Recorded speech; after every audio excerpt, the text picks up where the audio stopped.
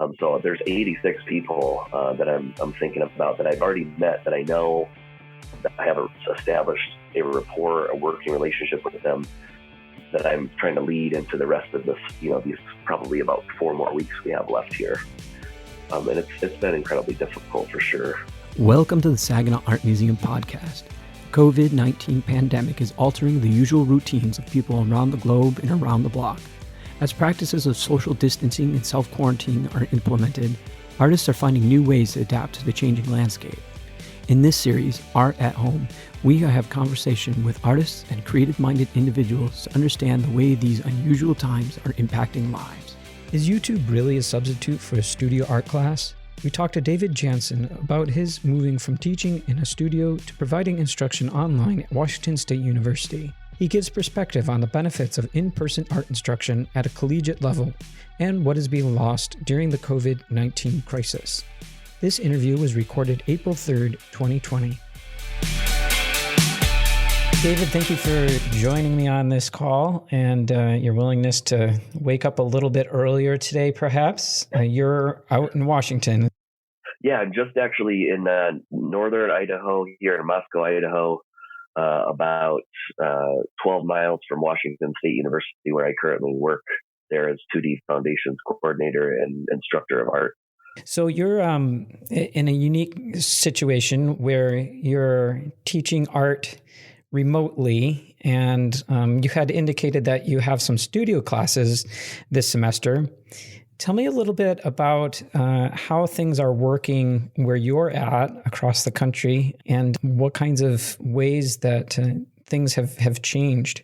Yeah, I guess, being so far west, I'm originally from Michigan, but being this far out here, there was some hum around sort of this coronavirus and things several weeks ago, as sort of Seattle started getting a lot of cases, and a large part of our student body at Washington State University, they're from all over Washington, obviously all over the United States and in the world as well. But there was some rumors and stuff going around, just sort of hearing some hums from students about, maybe not going back for spring break because they were worried about getting, this sort of sickness and things. And then all of a sudden it was like, became globally more and more and more. And then things had shifted just about the week before we went on spring break. So today is this is the last day of the third week that I've been at home teaching classes now.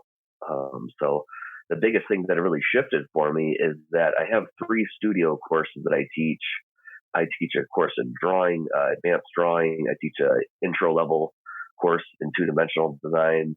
And then I teach an intro level course in like digital media for like print and web. And then I also have a lecture sort of base course for like a professional practices class for my soon to be graduating BA and BFA students in our department. So it's been quite a different, the workload and things, and trying to figure out how to find tutorials and make some demonstrations and things, videotape myself using Zoom and these other video platforms, trying to communicate with my students in this way. It has been quite a challenge because, we only really had about 6 days when I sit and think about it. From the Friday that we left for spring break, we had that weekend, and then we had that 5 days of spring break, and then we were starting up 2 Mondays ago now.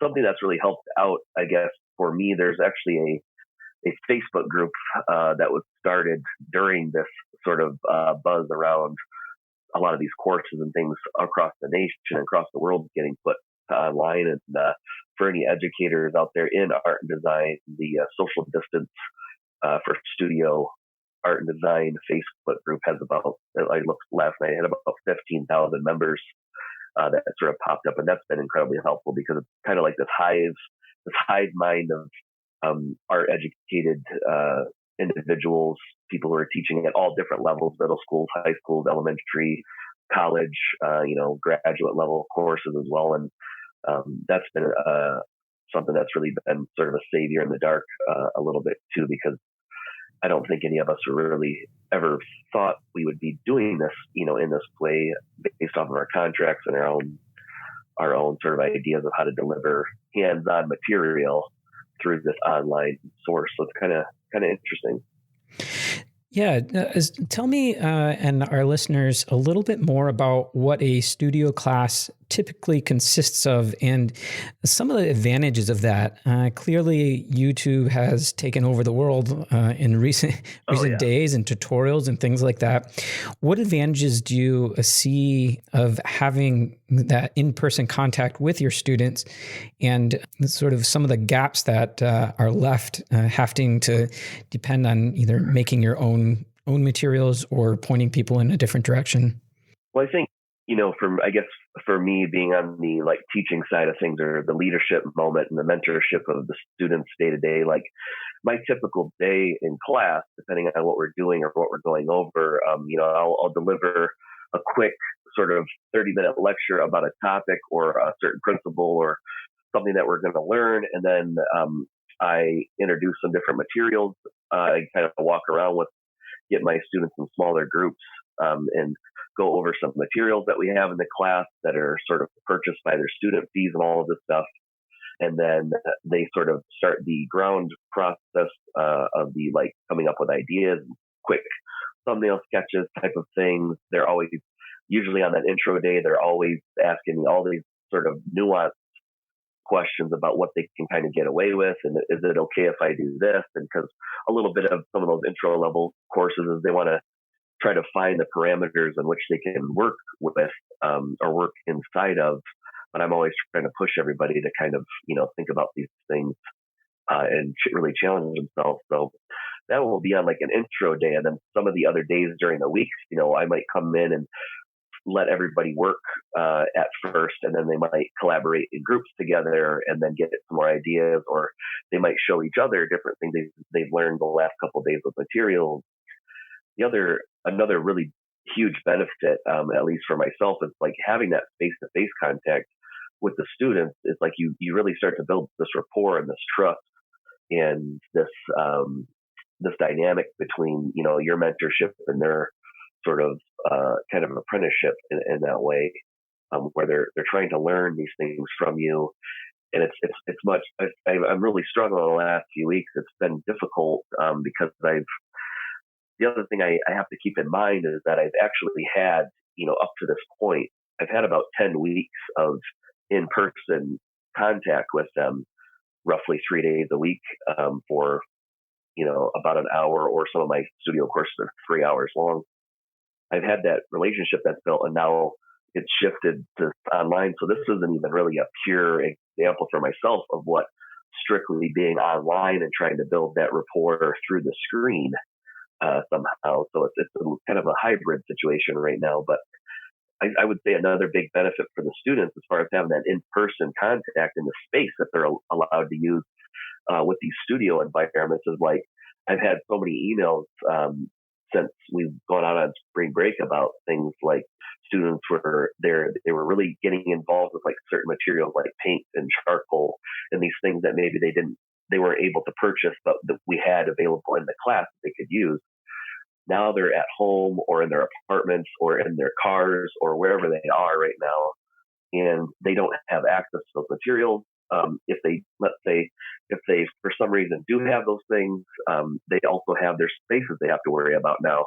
What's nice about having these, at least my classroom structure, is I encourage them to make a mess, to get dirty, to sort of experiment with things, and then we clean up afterwards. And when they're at their home, if they spill paint on their carpet, they might have a security deposit they're not getting back anymore.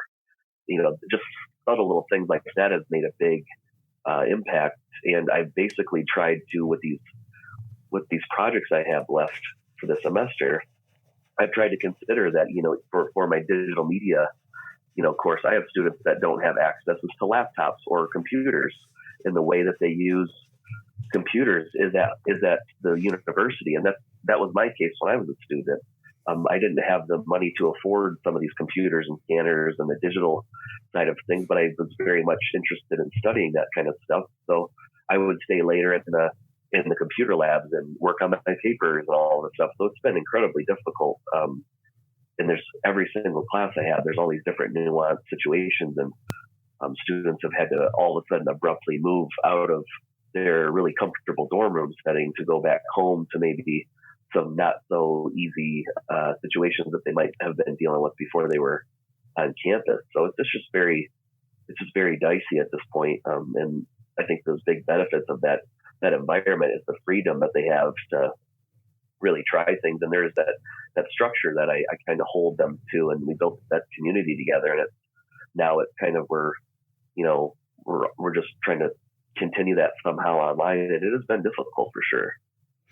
Yeah, I mean, from what you're describing, it's almost as though the art itself is changing because of the limitations of the environments or the materials, where the product that, or maybe product is wrong word, but the creation that the students are making doesn't necessarily match what their vision is, or what you anticipate they're capable of. Do you think that's a fair assessment? Yeah, I think, it's funny because, creative people, forever have been adapting to their environment and creating with whatever they have around. But when you sign up for it, and that's, I just keep going back to this sort of transactional situation of like when students sign up for these courses, they are looking forward to learning sort of face to face and getting their hands on materials and watching, someone go over these things and really being present in those moments. And it's incredibly difficult when, you no longer maybe have that space, or you're only limited to the materials that were asked of you to purchase for the course, which I try my best to keep the cost of these classes and things down, and the supplies as much as I can. So I've had to alter some of my projects just to kind of imagine we're going back to the basics a little bit with all of these things, where, if I could imagine that my students maybe only have their sketchbooks, their pencils and pens, and maybe a ruler, an X-Acto knife, and, some of those real basic things, just because of what I require earlier in the semester. But it's just incredibly difficult for them, because I think some of the beautiful moments that we have in class is like when people sort of discover, how to use paint correctly for the first time, or these things that, yes, they could definitely get, online through YouTube or whatever, but the situation is so much different, because you're not checking in with that person. And, I had a friend of mine was kind of joking before, we went out for spring break, and he said, well, Jesse, he's just going to like turn into like a YouTube sensation. He'll be totally fine. And I said, that's not really what I'm trying to do. And I also have 4 classes. If I were to do that, a lot of these folks have video editors and they have teams of people around them. I'm just here in my apartment in Northern Idaho by myself. I'm limited here with my materials and things. And if my laptop or something kicks out on me, I don't have a backup one right now. So it's like I would have to figure some things out, obviously. But I've been fortunate enough to be bouncing between my using my phone for things, using my laptop. I have a scanner and a printer here, and that's basically about it. So I've been trying to figure out and adapt as best as I can to sort of salvage the rest of the semester, because I very much feel like all of us, as far as the education sort of front line of the situation, like we're in an emergency situation where a lot of folks are trying to replicate exactly what they do in class online right now, with a massive learning curve, and basically we've had almost no time to figure this out. So there has been some really incredible things, though, like that community in the Facebook group, people helping each other out and giving each other links and project breakdowns and different innovative things we can try. And I've been trying my best to take advantage of that stuff for sure, and sharing what I have to offer out there too as well. Sort of along those same lines, are you finding some ways that you're able to stay creative with your own projects, or do you feel like you've just been overwhelmed by the necessity of figuring out creative ways to keep your classes going? Well, it's an interesting question for sure, Thor. It's like a lot of the work that I would make, I obviously have a website and exhibit things online and stuff as well. But a lot of the shows and the exhibits that I would want to participate in are now delayed much later or indefinitely. Some of these things that I've applied to or paid fees to enter work in, that money's not coming back to me by any means. I have no idea when they're going to go forward with these shows. So there's just so much uncertainty with, that kind of environment too. But I have been doing sort of nightly, either I'll do some drawing around my apartment or sort of making some collages and things with what I have here to keep that process going, so that eventually at some point, I'm really, really hoping, when we do get back to some campus kind of environments where I have more resources, that I could actually all of a sudden quickly put together, a bunch of works for a show or something. But it has been difficult. But the biggest thing, it's such a privilege to be in that situation of making artwork and things. And my biggest concerns right now are for all my students and trying to get through this semester. And I sent out an email to them during spring break just to try to ease the nerves because I had so many, I wouldn't say panicked by any means, but very concerned emails from some of my students about, Dave, what are we going to do? I was really looking forward to the rest of the semester with these projects and this and that. And I had to send an email out and sort of told them, my big focus right now is I've tried my best to balance my personal work with obviously my duties and responsibilities as a teacher. And I'm kind of putting myself on the back burner right now. And I'm trying to put them sort of forward in my mind and be really present because I did a, quick count just because I needed to send some other verifications forward. But I'm kind of in charge right now of about 86 students as far as their grading and their evaluation and things go this semester. So there's 86 people that I'm thinking about that I've already met that I know that I have established a rapport, a working relationship with them that I'm trying to lead into the rest of this, these probably about 4 more weeks we have left here. And it's been incredibly difficult for sure. Well, that is an incredibly noble perspective, and certainly appreciate you sharing that and some of the challenges that you're faced with. I wish you all the best as you continue on with those efforts. If there's one thing that you are looking forward to most once we receive sort of all clear and people are able to gather a little bit more, describe that for me. Yeah, I think there's some just general things, I guess, as far as hopefully when the doors are allowed to be sort of more open and we can all be sort of more social again and things is I always appreciated those small interactions I had with not just my colleagues and stuff, but people that I would just run into at a grocery store or have these small little conversations or things with people or holding doors open for other people and some of these subtle things that I don't know, I feel as though maybe I've taken that stuff for granted so much and I've had so much time to have these reflective moments about why am I not doing more for other people for as much as I try to do is there still more things I can do. And I'm also looking forward to seeing how at least right now we've been in sort of quarantine mode for about 3 weeks, or at least I have, and potentially now, into the end of April, beginning of May. If that continues, it's just more time that I think is going to be given to see things, how they change after this with all these different kinds of structures. Because I think a lot of folks are figuring out right now, working online is not for me. Or working online is actually, I never thought I would be able to do this. And this is actually working out really well. Or, considering maybe some career changes. I've had some conversations with folks that up to this point, they've been sort of, now they're unemployed and things. And I think, that dream of mine that I always had of, entering, whatever field, they're going to maybe do that after this is over. I think we're going to see a really interesting potential either downturn or uptick with student enrollment and things across the country as far as higher ed is concerned. But I do think a lot of environments are going to be struggling to figure out how do we balance what just took place? And I can see a lot of colleges, universities doing some more hybrid courses or hiring faculty that, 50% of your duties is online teaching and the other 50 you're in person, to try to figure out how to save some money or offer more courses and things.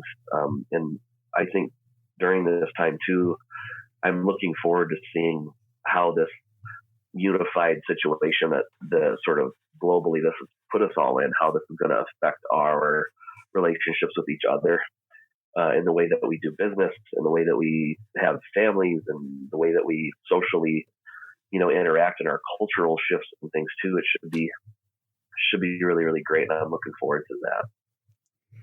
Well, it will certainly be interesting.